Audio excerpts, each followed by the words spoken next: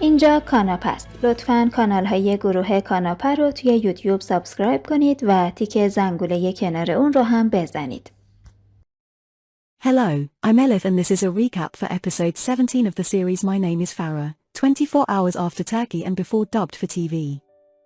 When Benim returns home, Rukshan scolds him, saying, "What good do you see in a woman who abandoned her child and went after her husband?" Benim replies, "Which husband? You're talking about someone who's no longer here." Rukshan, with anger, turns to Farah and shouts, "Your ill fate has caught up with us. My son was killed because of you. Filthy devil." Farah grabs Rukshan's throat and shouts, "Say it's a lie. Say Tahir isn't dead." She escapes towards the door, but the guards stop her. Benim arrives and orders them to put Farah in the prison room. They take Tahir to the hospital, and Marjan is by his side. Marjan asks the emergency personnel to take them to another hospital so that Benim doesn't find them. Gunal, longing for Farah, reminisces about the day when she followed Farah to Benim's house to rescue her.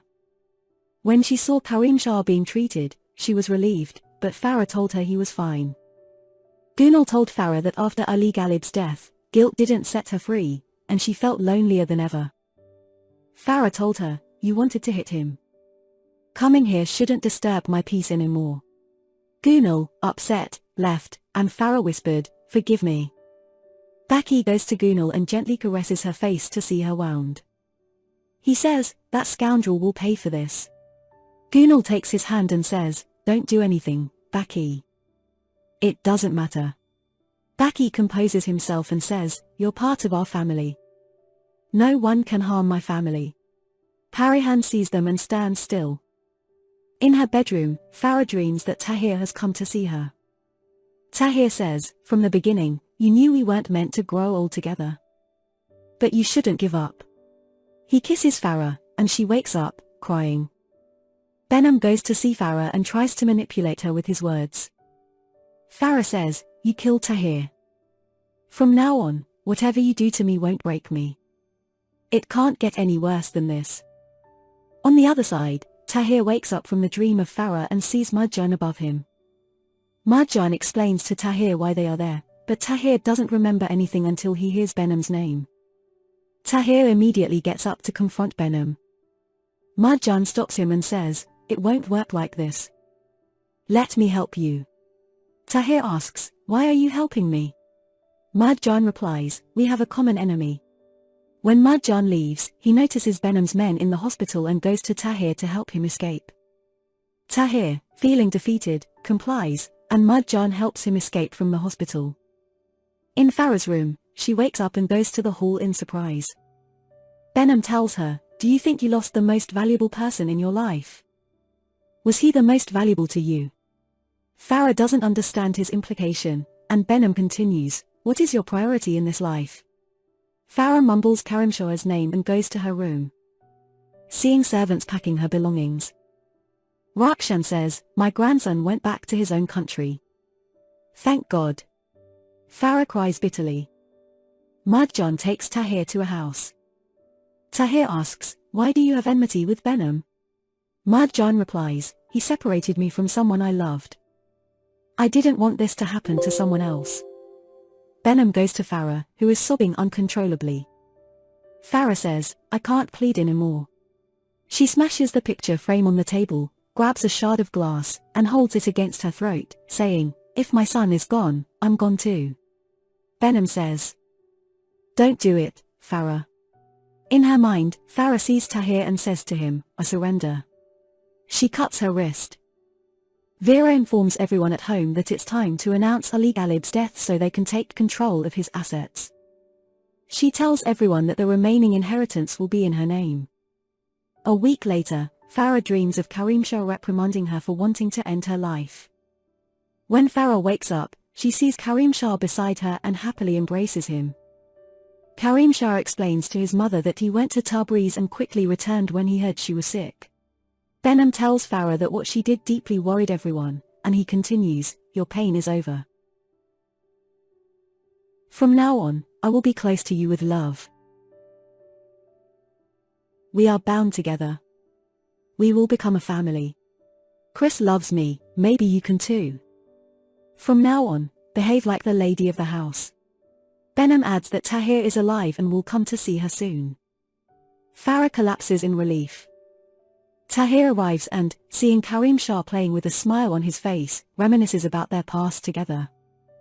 Farah looks at Tahir happily from the top of the stairs and thanks God for his survival. Tahir hands the signed divorce agreement to Benham, saying, "Farah is no longer yours." Before leaving, he sees Farah and says, "You've moved beyond the person you used to be.